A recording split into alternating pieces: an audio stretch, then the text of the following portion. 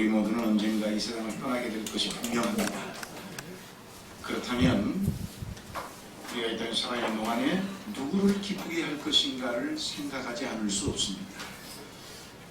대부분이 효자는 부모님이 이제 곧 돌아가실 날이 가까워지고 연로해지시면 이 자제분들은 부모님이 살아야 얼마나 사시겠느냐, 그러니 마음이 좀 불편해도 또 물질이 좀 든든해도 내 부모님 살아계신 동안 좀 이렇게 편하게 해드리고 잘해드리자, 기쁘게 해드리자, 흔히 효자일수록 그런 마음을 가지고 또 그렇게 행동합니다.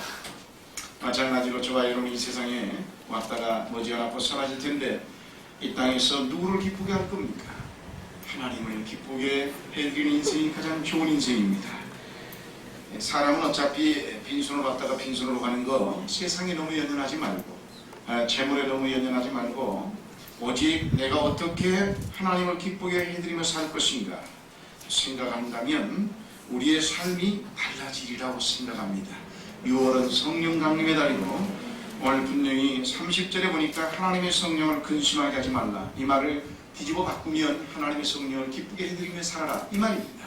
그래서 성령님을 기쁘게 하는 인생은 어떤 인생인가?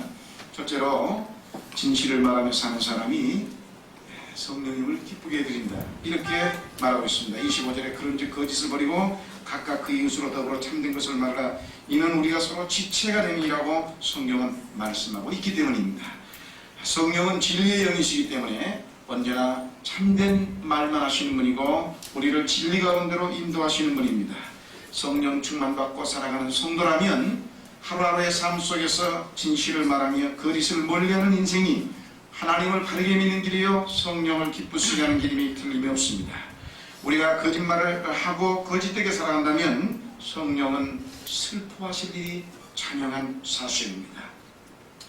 거짓이 크고 작냐, 아니면 더 큰 악한 거짓이냐 선한 거짓이냐 따질 것은 없습니다. 그러나 성경에 정말 하나님이 가장 기뻐하지 않는 거짓말이 있는데 요한 1서 2장 22절에 보면 거짓말하는 자가 누구냐? 예수께서 그리스도이심을 부인하는 자가 아니니, 그렇게 말하고 있습니다. 한마디로 예수 그리스도가 하나님의 아들이고 그리스도이며 신성을 가리신 분을 부인하면 바로 이 사람이 가장 추악한 거짓말장이라 성경은 그렇게 말씀하고 있는 것입니다. 그리스도라는 무슨 뜻입니까? 기름을 받았다, 이 말, 기름 부음을 받았다라는 말입니다. 한마디로 메시아와 신성을 의미하는 겁니다.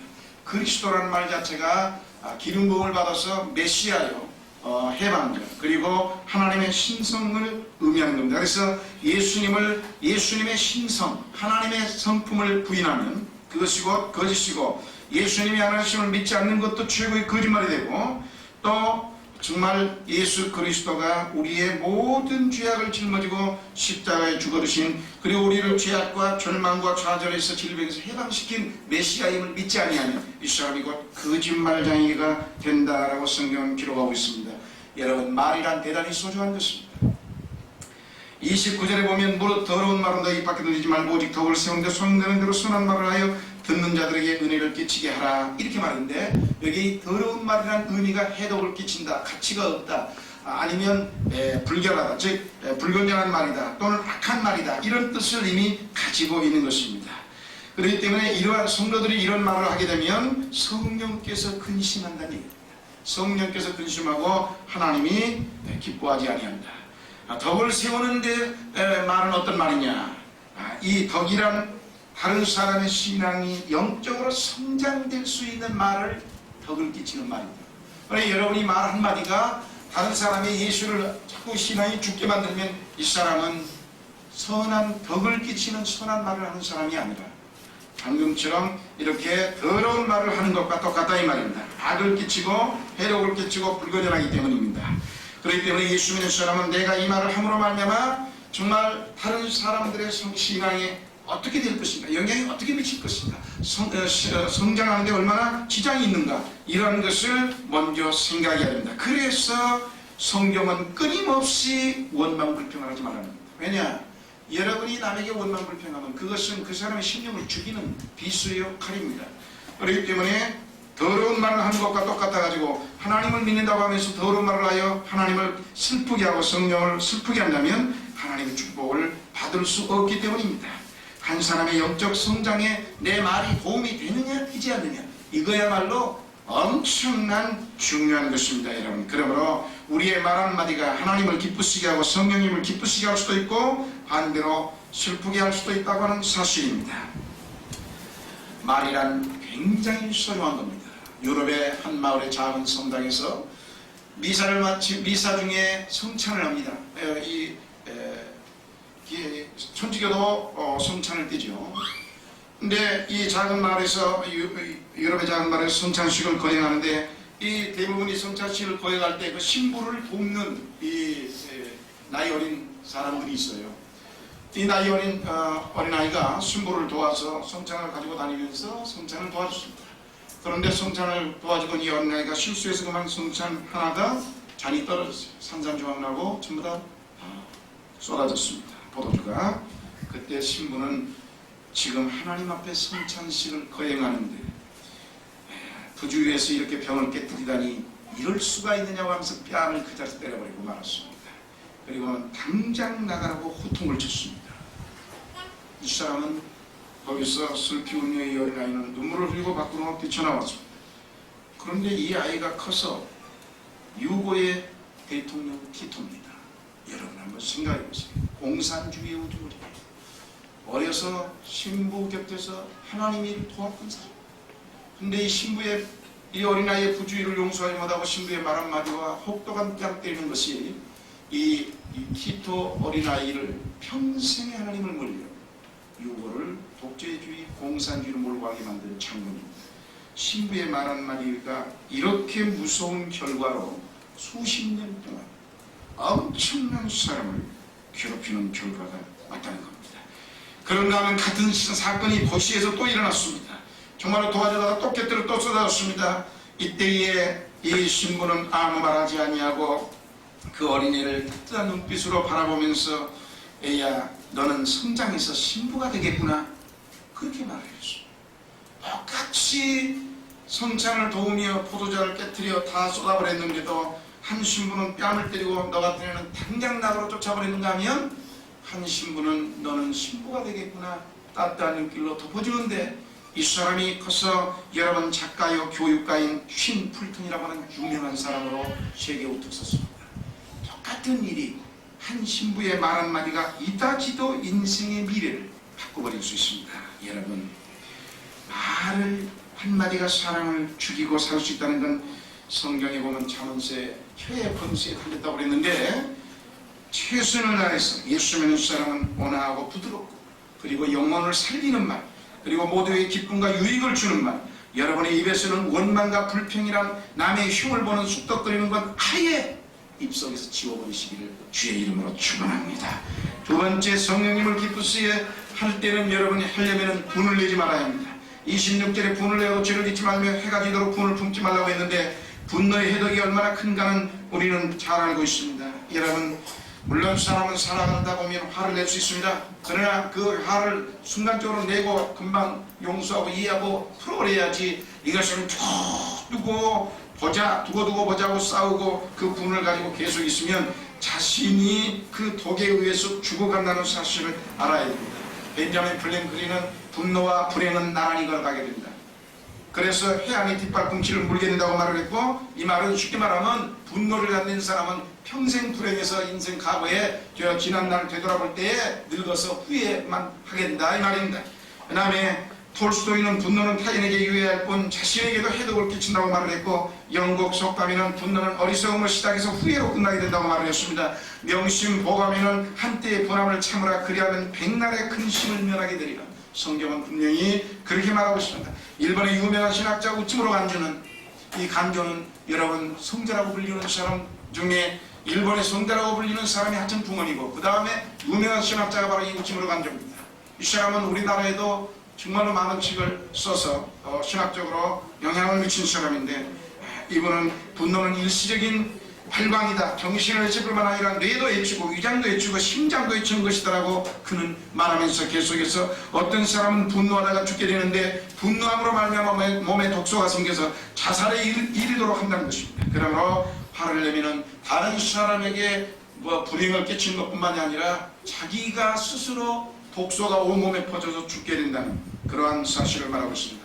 현대는 폭력의 시대라고 말합니다. 그렇죠? 우리가 사는 세상이 너무 폭력이 많습니다. 이 모든 폭력을 정말 끊임없이 일어나는데 종교폭력도 수없이 일어나고 있습니다. 그래서 사이비 이단들이 등장한 폭력을 휘두르므로 순진한 성도들의 피해가 얼마나 많은가는 우리는 텔레비를 통해서 수없이 봤습니다. 이러한 일이 결단코 있어서는 안 됩니다. 그럼 왜 이렇게 폭력이 일어나느냐고요? 창세기 6장 11절에 보니까 온 땅이 하나님 앞에 패괴하여 강포가 땅에 충만했다고 말했는데 바로 이 강포가 바로 폭력입니다. 이 바이올렌스라고 하는 영어로 이 폭력인데 폭력이 땅에 가득한 이유가 바로 패괴했다고 그랬는데 하나님 앞에 온 땅이 하나님 앞에 패괴하여 강포가 땅에 충만했다. 하나님 앞에 패괴해서 땅에 폭력이 충만했다 이 말입니다. 그렇기 때문에 이 말은 다른 말로 말해서 하나님 앞에서 신앙이 타락했기 때문이다 이 말입니다. 신앙이 타락한 신앙이 없는 비그리스도인들이 많은 세상에 폭력이 난무하고 뿐만이 아니라 예수를 믿는 사람들이 많아도 교회만 다닐 뿐 신앙이 하나님 앞에 타락되면 폭력이 많아질 수밖에 없다는 것입니다.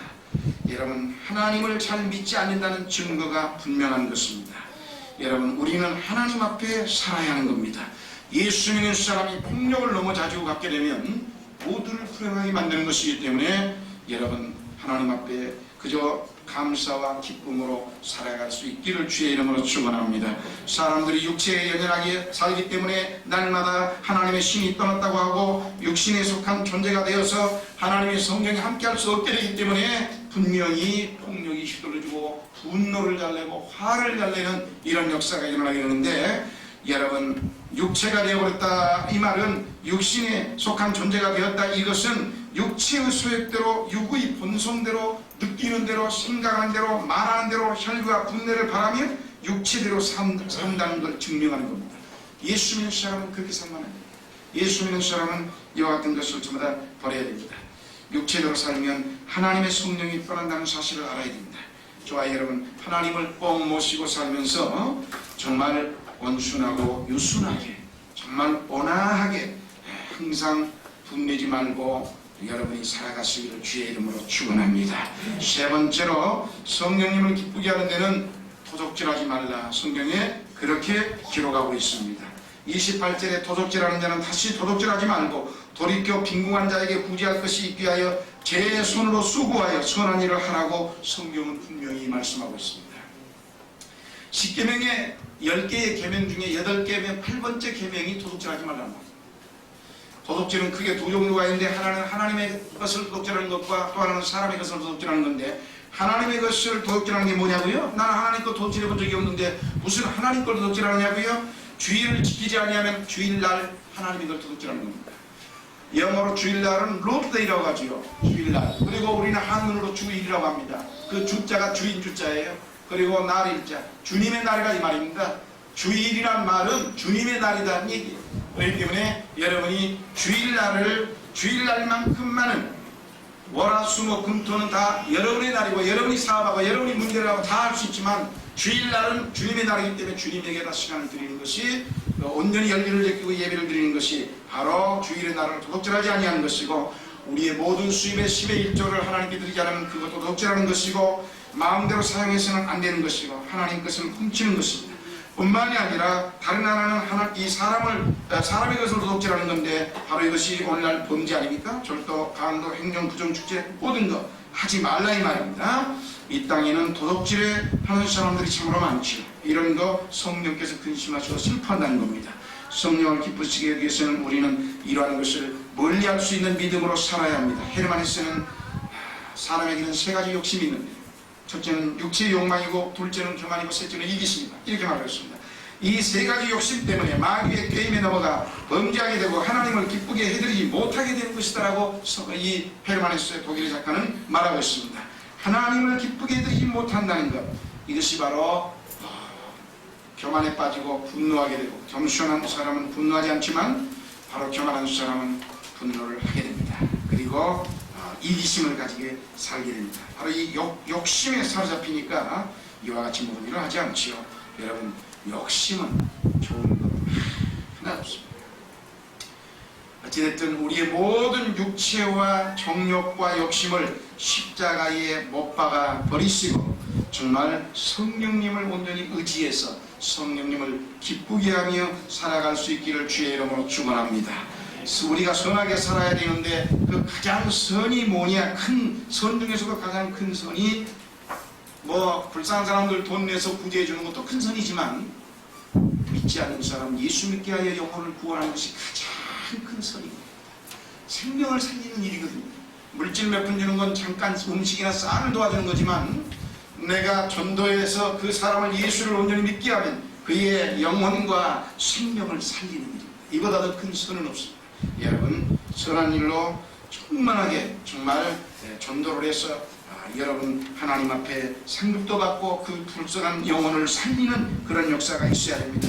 성경에는 이 사망과 생명이라는 말이 나오는데, 사망을 헬라어로 타나토스라고 하는데 이것은 한마디로 하나님과 분리되는 걸 의미하는 겁니다. 사망은 하나님과의 분리를 의미하는 거예요.